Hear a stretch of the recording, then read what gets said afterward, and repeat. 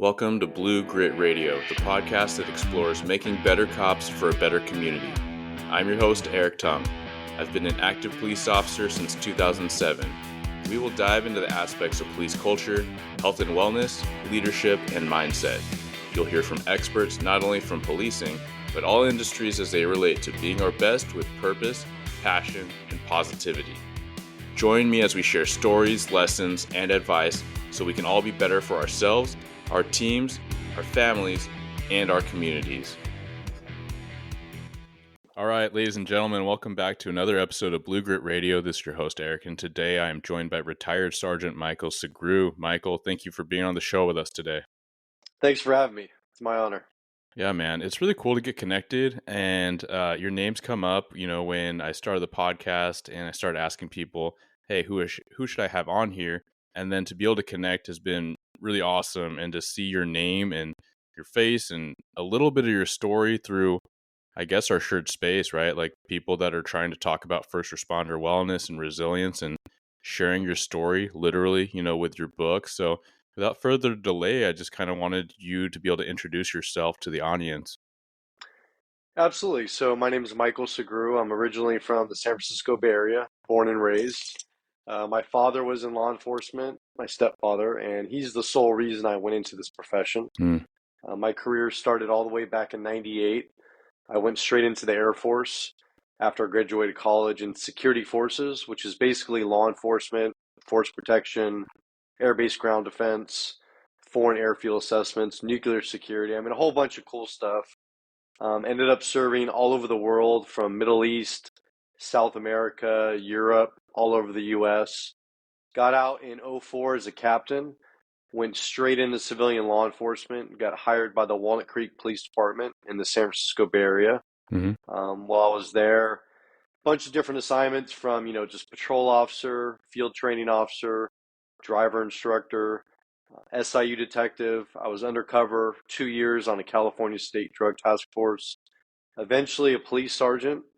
And as a brand new police sergeant, I was involved in a very critical incident that literally, it changed everything for me, and eventually led to the path that I'm on today, which is what you already kind of mentioned. And that's literally, I'm on a mission to smash the stigma when it comes to talking about mental health among military members and all first responders, from firefighters, paramedics, dispatchers, and police officers. And, the truth is that suicide is the number one killer of all of us. And I almost became one of those numbers. And so now I survived that. I'm on the other side of this, and I'm trying to give back and do my part. Yeah, I love that, man. And first off, I just want to say thank you for your service, with the U.S. military, but also your service in the career. And I think it's not a far stretch to say that how your career went isn't what you imagine when you're a boy growing up with your stepdad as the example. But it is a mindful reminder that this is something that can happen to us, right? Like something I like to socialize with my guys and through the majority of my career is just that we don't know how long we have, right? We don't know how long we have in this job. Something catastrophic can happen completely outside of work just to remove us from it. So to make sure that we have the proper wellness practices and everything like that. But I fully believe you are doing exactly that, right? I literally was recording earlier today with a shout out to Chris Luttrell, Washington State area. But, a lot of the questions were prompts, and there are more discussion points than, what we think would solve it. And some of that is, hey, like we're at this place and we're making some ground and people are sharing their stories and people are doing the work, and we're in a way better spot than we were 10, 15, 20, 30 years ago. But now what? And part of what I said was like, we just need to keep going, right? We need to keep sharing story. I appreciate what you're doing. It's a lot of the project and where what I'm doing even, kind of got brought up was that there's an awareness, and I have just one little perspective. Just I'm one guy doing the job over here, and you're another dude over there doing the job, and you experience things way different than what I did.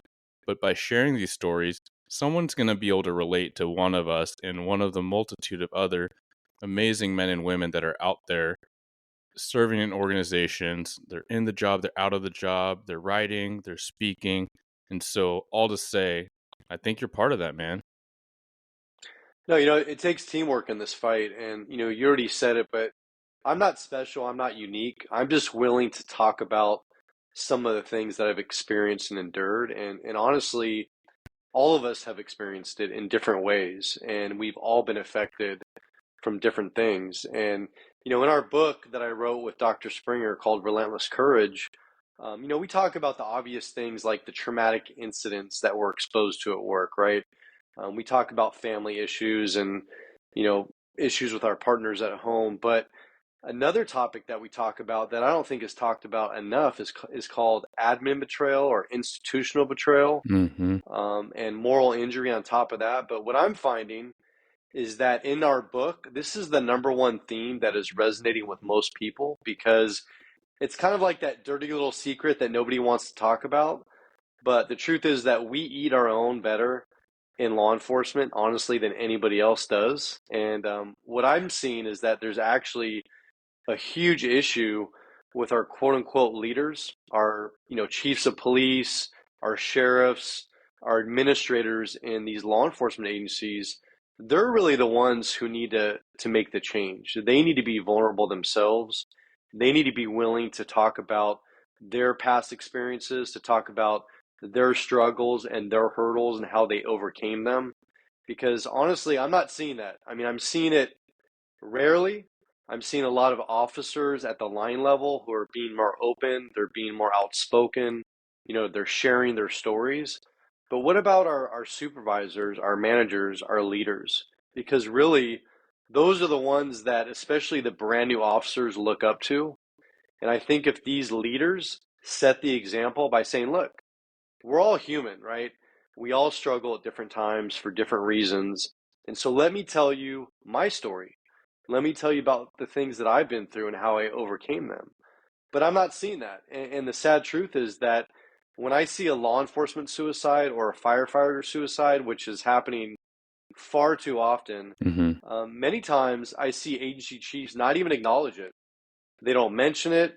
They just kind of hope that it goes away, that nobody talks about it.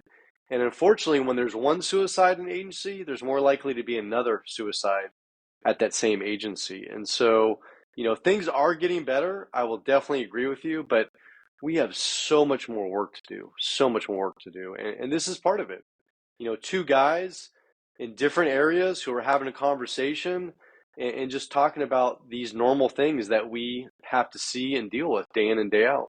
Yeah, it's such a thing, man. And I've been involved with peer support for most of my career. I'm going on 17 years. And, I just joined because, I'm a friendly guy. And I was like, cool, like we're going to be about, just supporting each other.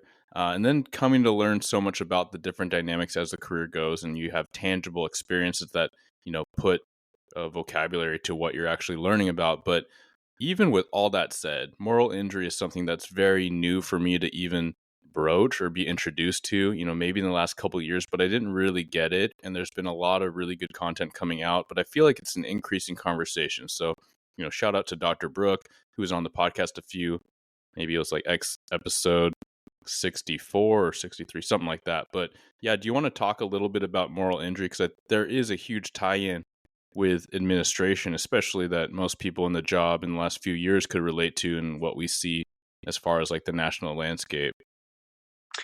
There's moral injury and there's what I call institutional betrayal or admin betrayal. So they're actually two different things. The moral injury, as I see it, is like in my case, I was involved in a very traumatic incident. It was a fatal officer involved shooting where a subject with a butcher knife was trying to kill a couple barricaded inside their condominium. And that subject, when I got there with one of my officers, then tried to kill us. And so, unfortunately, in order to save the couple's lives, to save our own lives, we had to take him out. I Hmm. mean, that's what happened. And so it was a justified shooting. We are cleared legally, both internally, externally. In fact, we went through a 4-year federal lawsuit and we prevailed in that. But Hmm. what I'm talking about is that I actually took a human life and I have to live with that for the rest of my life. And it really, for me, doesn't come down to, right or wrong. I mean, because I know I did the right thing given the circumstances of the situation. And looking back, there's nothing I could do to change that. In fact, you know, if it meant his life or our lives, it had to be his life. And I'm good with that. But what most people don't understand is that I have to live with the fact that I took a human life, and that weighs on my conscience. And it's something that I will never forget about. And I often think about his family, about his identical twin brother, about his father. I'm a father. And I think about the pain and suffering that his family has had to endure because of this. And that's an example of it, saying, hey, we're doing our job. We're doing what's required of us. We're doing what's legally right. We're protected under the authority and the law. But the fact is that, you know, there's conflict there, Yeah. and I'm a man of faith. And that's an example of that is, we're not supposed to take the life of another person, right? But that's one of our expectations, that we're the last resort. We are the only ones that are going to be there when you call 911. And we have to make second decisions that can cost lives. Yeah. Um, so that's one example. Another example is oftentimes when somebody has magical thinking or thinks they could have done something to prevent like their partner getting shot or their partner getting injured or getting killed, and they now live with this guilt saying that, I should have done something different. I should have stepped in here, or I should have, fired my weapon there. Whatever the case may be, it's the inaction of acting and this overwhelming sense of guilt that, you didn't do the right thing. And there was negative consequences as a result of that. Where now let's switch to admin betrayal and institutional betrayal. And the thing is, trauma has multiple layers, and that's why people need to understand there's different layers, right? So go back to childhood. Many of us actually have childhood trauma, and then For we sure. become first responders, not by chance. I mean, usually there's a reason for that. Mm-hmm. And then we have this exposure to the street trauma, all these horrific things that we see on the street. And then we have the moral injury. And then now we have the admin betrayal or institutional betrayal. And so this actually ties in with our childhood trauma. And let me just give you an example, a personal example. So my biological father, he was a drug addict and alcoholic. And basically he abandoned me at a certain point in my life. And I didn't realize this. I didn't realize the domino effect. And I really just kind of forgot about it, brushed it away. I had a great mother. I had a great stepfather. I had a great upbringing. But subconsciously, I always had this fear of abandonment. So now, fast forward, I'm in my police career. I'm doing very well. I mean, my career is off the charts. I want to be chief of police someday. Everything's going right. This shooting happens, and it really was my tipping point. It was the thing that broke me. And, there was hundreds of traumatic incidents before that. But the problem is I didn't address those. I didn't talk about those. And so this shooting was the breaking point for me. And it caused a series of things, from my marriage falling apart to health issues to career issues. And it was at this time where I got to the point where I didn't want to be here anymore. I literally started putting myself in dangerous situations, trying to get killed in the line of duty. And after 4 years of suffering, and there was another tragic incident. My best friend tried to kill himself when I was on duty, but that was my wake-up call. Mm. So a month after that, I finally asked for help. I reached out to my agency, and initially they opened their arms around me. They got me off the streets. They provided the resources. I started seeing a therapist. I started going to group meetings. I went to the West Coast post-trauma retreat. I was making serious progress, and my goal was to always go back to work. But a few months into my recovery, it wasn't fast enough or quick enough for my administration. And this is where my blue family, right? This is my new family now. And so now they turn their back on me when I need them most. And instead of being there to support me further so that I can return to my all I know, to my dream, they literally tried to talk me into retiring. And I told them, I said, look, I don't want to retire. This is all I know. This is my dream. Literally I'm making progress. Things are getting better, but I didn't have an exact date, right? They want to know, when are you going to be back to work? And I'm like, I don't know, but I can tell you I'm getting better. I'm doing all that I can. Well, after that, then other series of events started happening, and they dropped an IA on me, an internal investigation for something that supposedly happened a year and a half earlier. I mean, just all kinds of things that I go into great detail in my book. But again, that almost pushed me over the edge to where not only was I putting myself in dangerous situations at work, but it actually got to the point where I thought about actually taking my own life at home. And thank God I used my resources. I called the peer director at the West Coast Post Trauma Retreat. He talked to me for a couple hours. He talked me down. He said, "You're going to get through this." And I did. I ended up getting through it. But my point to this whole story is that my family, right? My father abandoned me when I was younger. I forgot about it, kind of moved on with my life. I found this new great family, my blue family, who I thought would always have my back. And when it came down to it, in my biggest, greatest time of need, they turned my back on me. And that, in my opinion, is the number one cause of law enforcement and all first responder suicide. It's not the traumatic incidents we see. That does have an effect. It does play a role. But it's when our support system fails us and they turn their back on us and they abandon us. And that's what leads to suicide. Yeah, you said a lot there, and I kind of want to. I might end up jumping around because there's a lot to unpack, and it's certainly all intertwined, right? Ultimately, I think where we're getting better as a profession, so let's say about like the people that are the institution itself, is training some of the tools, right? Socializing some of the tools. And some places are definitely doing a way better job than others as far as, hey, mental health support, wellness factors, right? Staying fit and all these things, because these will be mechanisms that could help you later, right? My chaplain puts on trainings and introducing little concepts like compassion fatigue, right? So like it kind of reminds me of what you're saying. Essentially, it's not like the one big thing, and maybe that was the straw that broke the camel's back, but it was a really big, it was like a timber, right? But then it was like the death by 1,000 cuts that we talk about. So yeah, it all comes together where you have moral injury, and I'd be remiss if I didn't throw out some recent things I learned about that, which is for people to unpack that, like, yeah, we're put in these situations where oftentimes your morals, right? We grow up and you're a man of faith, so it's like, yeah, you don't hurt people, don't take life. But the tangible tool, that Dr. Brooke put out in her seminar was like, hey, let's look at the incident itself. Did you create that? And it's like, no, like the suspect, right? He created that.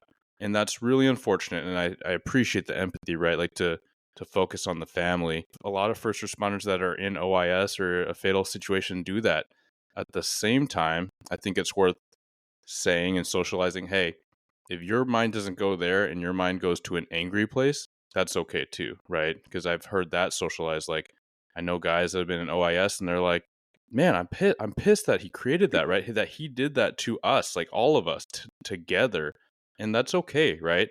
But just to be able to share that, and at the same time with my OIS, like, I didn't feel a lot, right? I felt kind of bad and kind of sad for him and his family, but I wasn't like super remorseful. I also wasn't really angry about it. It just kind of was what it was, and just to recognize, like, we all process these things so differently. But yeah, to Michael's point, that's a lot of stuff, all compounding, and then ultimately, when you have at the end of the day the agency board betrayal, as you put it, right? That can, and what I mean by the interplay is like that can compound, because if you already kind of feel torn as to whether you did the quote unquote right thing, and then they're not supporting you in that, and they're the ones who trained you, right? They're the ones who tell you good job or bad job, and you had an illustrious career, you're on a good track. I mean, you talked briefly about all the units and the promotion. Certainly you're on track to do great things in the organization, but if you're told essentially directly or indirectly by how it all went out, like, hey, we don't think you can be a cop, and also we kind of want you out. um that can play into someone's mind, like, man, maybe I did really mess up, and what am I doing here? Absolutely. And the thing is, like, I advocate for post-traumatic stress injury versus disorder. And it's real clear on why I believe that. So, that word disorder has a very negative connotation to it. And I think it prevents a lot of people from talking about this, from reaching out, for asking for help. But, why is it that as first responders, police officers, firefighters, when we have a bad shoulder, a bad knee, um, a bad back, we get to a point where the pain is so bad that we say, look, you know what? I need some time off. I need to go see the doctor. And, maybe they give you some Motrin, maybe some physical therapy. maybe some injections, maybe surgery.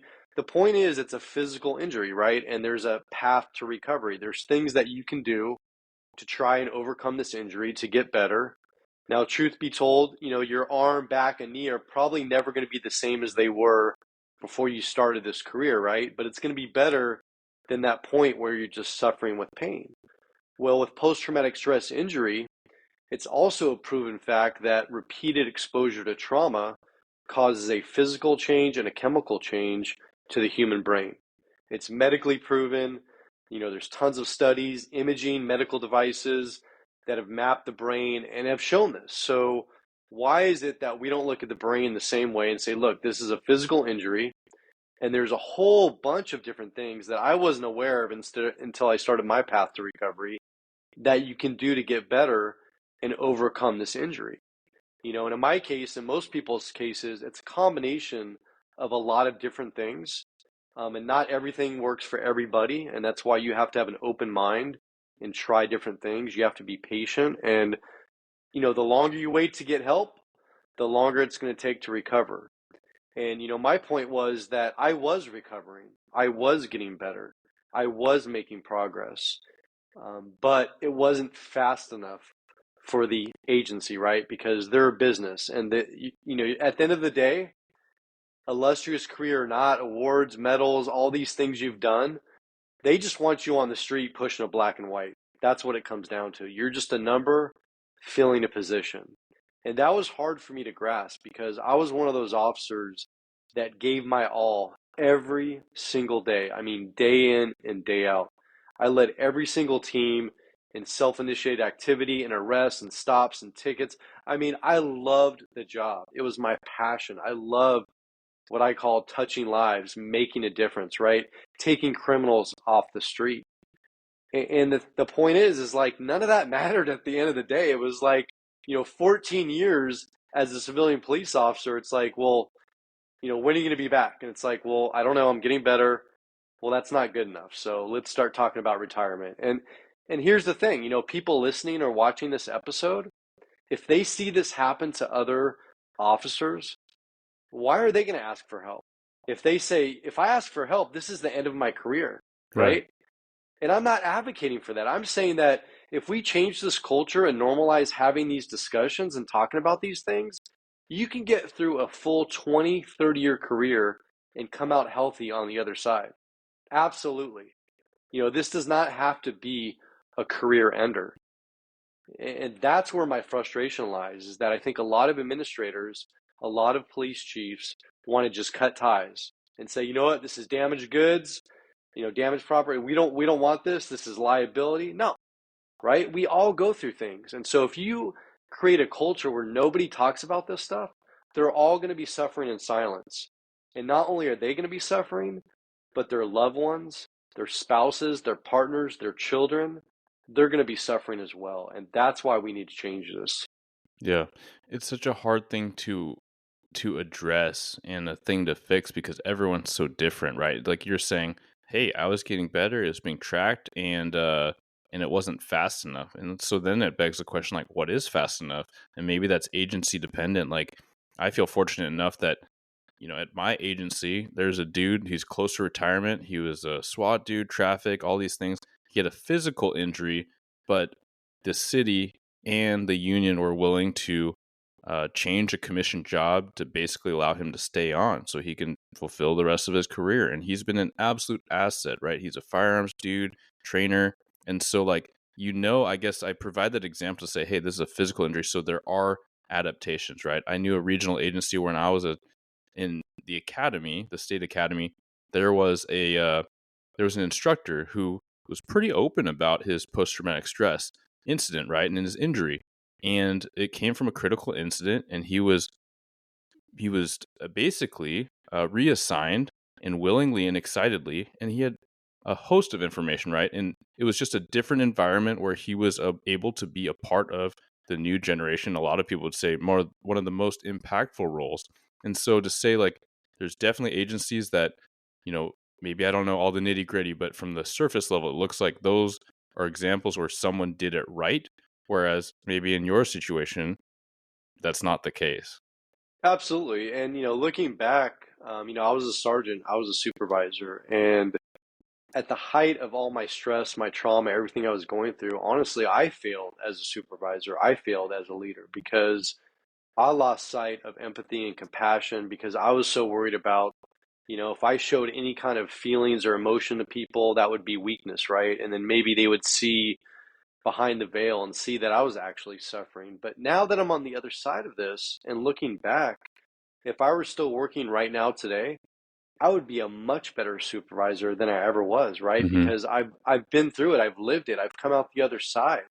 I mean, this is the kind of experience that is invaluable. And that's why we need people, especially in leadership positions at all level, whether it's FTOs, corporals, sergeants, lieutenants, I mean, all the way up to chief of police, right? We need them to be open and to be vulnerable and set this foundation, set this example, and be living proof that you can do this. Because, I know lots of officers who have gone off on injury and have gotten the support and returned back to work, and they're having phenomenal careers. I mean, they're doing phenomenal, right? And, everyone's different, every case is different. But the point is that if you create this culture, people are going to seek help earlier as opposed to waiting like I did for 4 years, suffering in silence. They're going to get help sooner, which means they're going to come back and recover sooner. And we need to start looking at our people as actually family, right? People we care about, people that we want to support, and not just leave them out on an island by themselves when they're suffering in silence. Yeah, you had a really huge point, and you brought up earlier, and I like that you recircled on it, but it's essentially modeling, right? If we want a behavior change, if we want a cultural change, that needs to be modeled so other people can follow suit. And I love how you highlight the different ranks, right? It could be at a peer level, right? And Yes. truly, I can remember there's specific peer line level guys and gals that have shared in my career when I was younger, like, hey, I talked to a shrink and I'm not ashamed of it, right? Like they said that in kind of roll call settings, and that it was so courageous to me, and not a single person, judged them for it. And a lot of it helped because they were hard charging, really squared away individuals, right? But as a young officer, I remember looking to that officer. I'm like, man, this guy's been in a lot of stuff, and cool. That's how he's navigated, and that's how he continues to be in stuff because he talks about it, he unpacks it, he's working through it, and he's pretty transparent about it. And I suppose it was modeling that has allowed me to feel more comfortable sharing some of my stuff, right? Because I've seen other people that I really looked up to and I really respected the crap out of, that I was like, okay, cool, they can do it. Why not me? Right. And I go into an earlier point, like, I do think it is a thing that officers hesitate to do. And that's where the partnership for people that have left the industry, I think, is invaluable because truly, our retired, medically retired, or otherwise officers, they can say a lot of things to the degree and detail and scope that active officers often cannot, right? But it doesn't make it any less true. It empowers us to feel validated in a lot of ways. And at the same time, even when I in my agency in a room could say, "Hey, I've used therapy, I'm better for it." It was a shift when I was like, "Man, am I going to go public and say that? Am I going to say that in a Facebook post? Am I going to say that, on a podcast?" And it took me some pause, but I only say that to recognize the tear and maybe the inner battle and the culture, right? To say, even though I'm all about it and someone that's just recently followed me is like, oh man, he had pause. Yeah, for sure. The first time I said it, I was like, man, am I going to say this? And then it's just the whole world can discover. And I'm like very good with it now. But at the time, it is this kind of push pull where you're like, man, okay, like there's no going back, which I think is great. But there's some hesitation there, if that makes sense. Oh, absolutely. I mean, honestly, like my story, my path that I'm on now, as far as, interviews, I speak all across the country, the book, none of that was planned. I didn't envision any of it. And truthfully, it started with one single podcast interview. I medically retired in the summer of 2018. A guy reached out to me. I didn't know him. Turns out he was a former police officer from a few hours away. He was big into fitness and he ran a podcast called Iron Crew Athletics. And he hit me up on LinkedIn. He knew I was into fitness and knew I was in law enforcement and just said, hey, I'd love to have you on my show. I'd love to talk about mental health and, traumatic exposure to incidents and all these things. And I just said, I appreciate the offer, but it's not my thing. I'm not interested at all. And honestly, thank goodness this guy kept bugging me. Finally, he got to the point where he said, look, he's like, I will drive the 2.5 hours to you. Just name the spot. I need an hour of your time. That's Mm-hmm. it. And so I agreed. And once I agreed to something, it's like I'm not backing out as much as I wanted to. And so I met this guy at a Mimi's Cafe. I walk in, he's all the way in the back. He's got a camera set up, 2 laptops, earphones. I thought we were going to have like breakfast, get to know Oh, each other, he's hang like set out. up. Oh, all set up. And it's funny because on the interview, you can actually hear like the faint Mimi's music playing in the background. But he goes, hey, brother, I'm sorry. But he's like, I've got to be back down in San Jose and I only have an hour. So we got to do this thing like right now. And so I sat down and I remember I put these headphones on and he started asking me questions, right? And I didn't pause, I didn't hesitate, I didn't like think how am I going to craft this answer. I just answered from my heart. And this is where the magic happened because once that got aired, and I was so nervous before it got aired because a lot of people and most people in my agency had no idea why I retired. They had no idea of all the Mm. things I went through. And I was still ashamed and still embarrassed at this point. And I was so worried, like, what are people going to think? And am I going to get these hateful messages, emails and text messages? And so he airs the episode and I start getting messages from all over the world on LinkedIn. I mean, literally all over the world from people that watched it or listened to it and said, your story is my story. And they started sharing their personal lives with me and things they had been through, right? And this is where I saw, I'm like, man, like, I'm definitely not the only one. And there's all these people, all different walks of life, all different types of first responders, military members, and they're going through the same things that I went through. And they're sharing it with some guy they don't know. They just watched a video of him on YouTube, and they decided to reach out to me. But that's how this thing works. And that started this momentum of just podcast after podcast after podcast, which led to speaking, and then years later led to this book. And again, I know it all happened for a reason, but that's the magic of this, is that sharing, it is so healing for me, but it's also healing for others. Mm-hmm. Yeah, that's huge, man. I love the fact that you were. It's like the hero's journey, right? It's the call to action. You're like, no, no, no, right? And you're like trying to back out, and he's like, come on, man. And he basically, you extended like a favor, like he was going to go out of his way, and you're like, man, at least I can meet you halfway, and proverbially, and like meet, and then he had you committed, right? So I love that, Exactly. right? And it's just a reminder to sometimes we got to be relentless, and sometimes we got to be hit numerous times. Um, but yeah, such a powerful story, and for those listening, like it's maybe you feel like there's something you want to share, and maybe your department isn't the place to share it, and maybe being out, as like an active law enforcement or active first responder, maybe that's too sensitive, right? That's okay. But there's so many ways that you can support the community. I mean, there's like a bunch of regional and national like helplines as far as like just peer support and things, and just and being a resource, right? Like you can create anonymous like social media accounts, and there's a lot of support groups, so I love that notion. And who would have thought, it sounds like not you, right, that you'd be in this space and supporting the community at large in such this different but so crucial way. Yeah, absolutely. I mean, I could have just retired, right, and gone away quietly and just no one would have heard from me and I, just enjoy time with my daughter. But, it's a calling.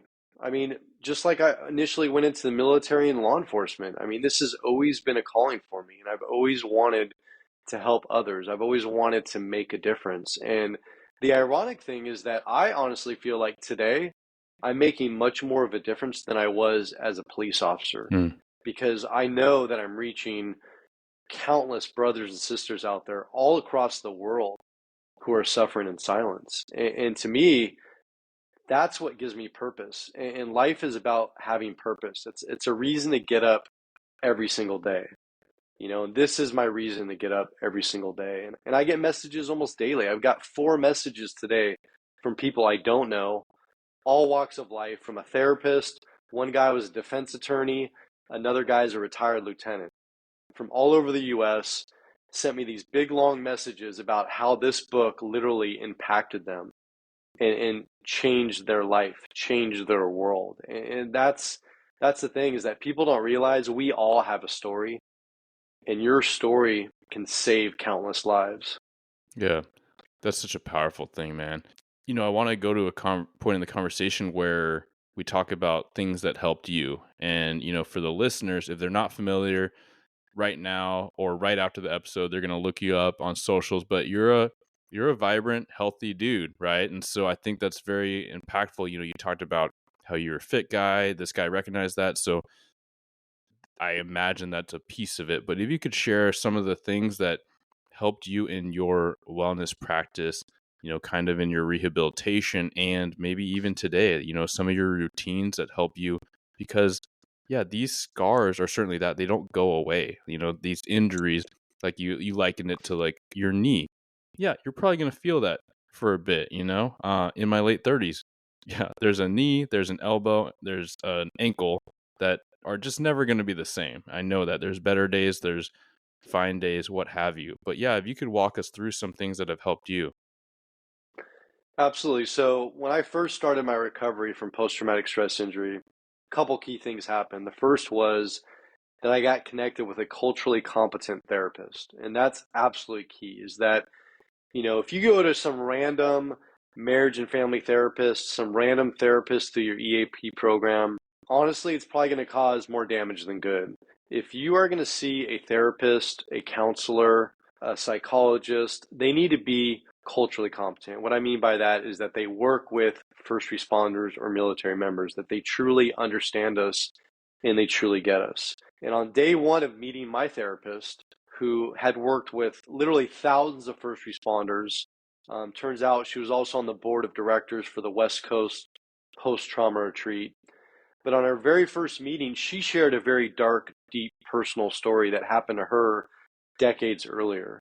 And by doing that, she created an instant bond with me, instant trust, because it was so traumatic and so horrific. I knew that if she could get through it, I could get through it, and Mm. that she was living proof that you can come out the other side of this. So I started seeing her every single week. And then she told me about a couple different things. The first thing was these first responder support meetings. I never knew about them, never heard of them.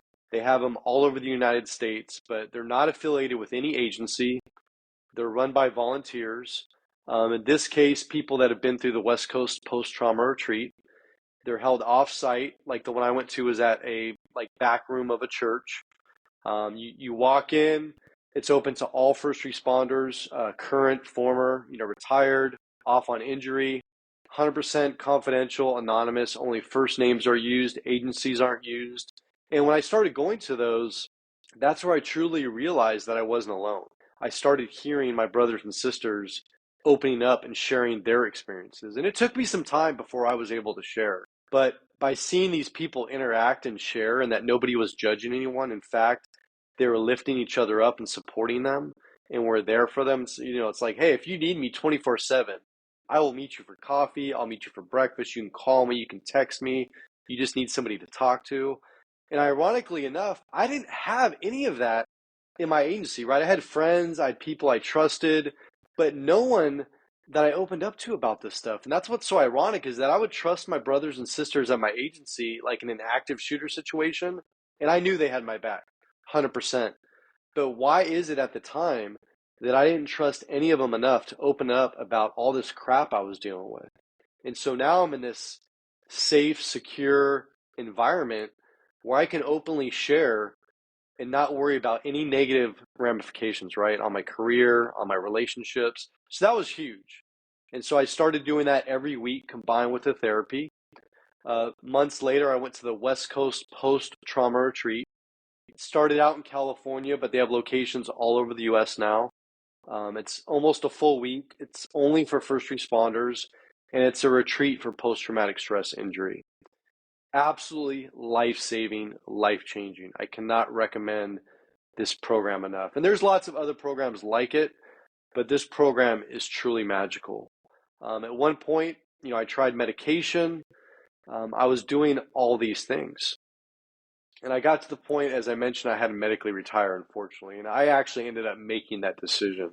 But after I left retirement, and I'm on the other side of this, like even today, there's things that I do on a regular basis. So part of my survival, my recovery, is I have a routine. I work out every single day, usually 2 hours a day, hour of weights, hour of cardio. I usually Dang, work good out for with a you, by the buddy. way. Nice. Well, I need to. It's like it's my stress relief, and Yeah, plus, right, I'm retired, so I've got to fill my days, I love right? it. So, usually I work out either with a buddy who's still in law enforcement or one of my Air Force buddies. So, that also does things. So it allows me to be social. It allows me to have a trusted person that I can talk to and open up to as needed, right? Because we all have stuff, financial stuff, health stuff, family problems. I'm not just talking about work stuff. And so I've got these partners who we hold each other accountable in the gym, both physically and mentally, and we check in with each other. So that's huge. After the gym, I meditate. I was never into meditation, but I went through another program called Save a Warrior, which focuses on childhood trauma. It's a free program. It's open to all first responders and military members. Phenomenal program. But they gave me some tools that it allowed me to actually get into meditation. And it's worked phenomenally well for me. So I do that, and then it's about just being appreciative, practicing gratitude. Every night before I go to sleep, I think of 3 positive things that happened that day. And it could be as simple as like I got up today, right?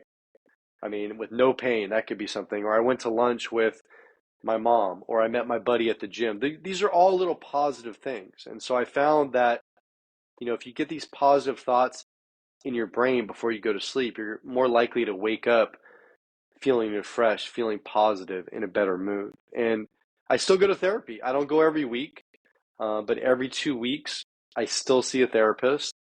I choose to do that. I like to do it because it's just somebody I can talk to about anything and everything and get it off my chest, right? Whether it's relationship issues, financial stuff, health stuff, stuff with my daughter, whatever the case may be.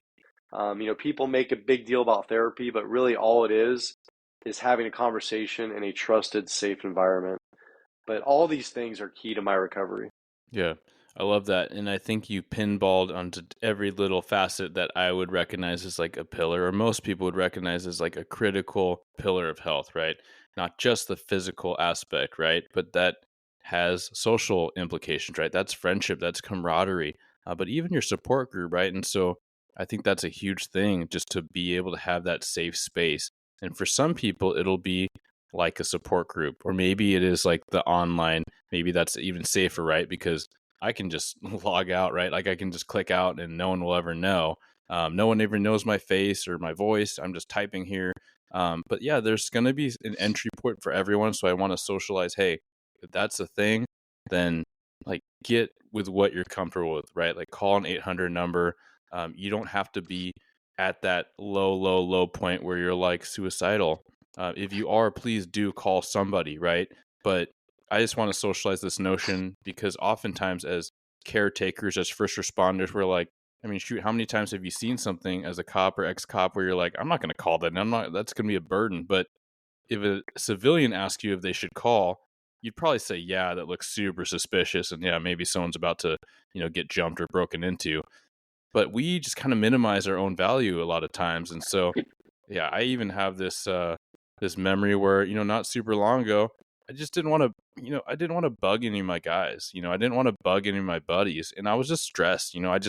I could have benefited hugely from unpacking a couple things and then going to bed. But I was like, man, it's getting late and everyone's got kids and I'll just handle it. Right.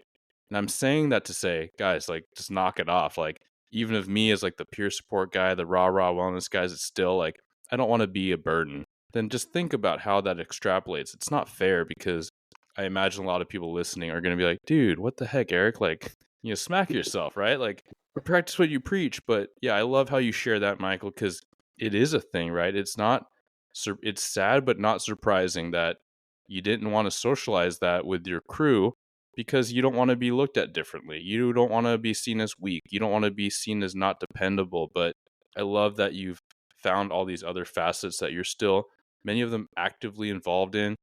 gratitude, man. That's so underappreciated. And just the fact that people can find an opportunity to be mindful, whether that's making it a regimented thing every day, or journaling, or, go on your walk and leaving your phone at home so you're not like distracted. Like all these little tools I think are huge. And I would venture to guess that that's probably why you are so positive to say, hey, like, I think I'm doing a lot more good than I would be as, a sergeant back in my agency. And I truly believe that, man. I think that we have to recognize purpose, and our purpose can shift around, right? Like what form it takes. But the fact is, everyone listening in, everyone that's part of the community or just trying to make themselves or their community better, they are very purposeful, right? So let's not over identify with like this one form or this one role. And I think that you illustrate that wonderfully, man. Thank you. No, like I said, and I'm not special. I'm not unique. And one thing I do want to break up is in our book, Relentless Courage. I know we haven't had a chance to really talk about that.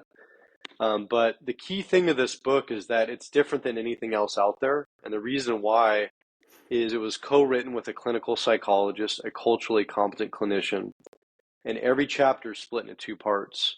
The first part is my story told in my voice, going all the way back to childhood until present day. But the second half of every chapter, Doc Springer comes in. She breaks everything down. She explains it in very easy to understand terms so that you'll understand why we're feeling this way, why we're having these physical and mental effects on us, and also the impacts on our families and our loved ones. But the beautiful thing about this book is that, this is where people can start, and people are. You can read this in the privacy of your own home, or you can listen to it on Audible in our own voices. And, I get it. People don't feel comfortable going to their peer support. They don't feel comfortable going to EAP or talking to a therapist. Reading a book in the privacy of your own home or your own car or whatever the case may be, there's only positive things that are going to come from that. And you're going to see that you're not alone. But more importantly, you're going to see a roadmap to recovery, and you're going to see solutions and resources. And in fact, in the back of the book, we have a section with just resources, from confidential text lines, hotlines, to week-long programs and retreats, some that cost money, but some that are 100% free. These programs that will absolutely change and save your life. So I encourage people to, understand and respect your comfort level where you're at. I get it. I'm not telling people to jump up and say, hey, they got to go to their chief today and say, look, I can't do this anymore. I need help. I got to that point. But what I'm saying is you can do stuff before you get to that point. And you can start now by reading this book or listening to it, and finding out about these resources. Or, like you said, Eric, is you can reach out confidentially on these hotlines, text lines, and you can talk to other people who will have no idea who you are, what your name is, and you can have a conversation. You can find out about some of these resources. I love that, Michael, and thank you for bringing that up. Relentless Courage. And if you could walk us out with, all the links will be in the show notes, but where can people find you, follow you, what you're up to, and access the book? So I'm on pretty much every social media platform. Just type in Sergeant Michael Sugrue, Sugrue. I'm on LinkedIn, Facebook, Threads, Twitter, TikTok, Truth, Parlor. I mean, you name it. Man, you are on I'm on everything. it. You I named a am, couple I man. don't even know. And I post on them every single day. I also check messages every single day, and I promise I will get back to you. And as far as the book, it's online at barnesandnoble.com, walmart.com, but Amazon has the Kindle, the paperback, the hardcover, and it's also on Audible, which is newer. It actually came out not even a year yet, and it's recorded in our own voices, literally just straight from the heart. And I'm going to tell people right now that you will not be able to put this book down. You will not be able to stop listening. And if you do listen to it or read it, I want to hear from you. So please reach out, share your thoughts with me, and I promise you I'll absolutely get back to you. Fantastic. Well, Michael, thank you so much for giving your time in this discussion with me and those listening. And keep fighting the good fight, man. I'll be excited to see what you keep doing. Absolutely. Thank you. Thank you for tuning into another episode of Blue Grit Radio. As always, support this community by subscribing, giving us a 5-star review, and following, liking, and sharing posts on Blue Grit Wellness on Instagram. You can reach me there or email me at bluegritwellness@gmail.com. Be well and stay gritty.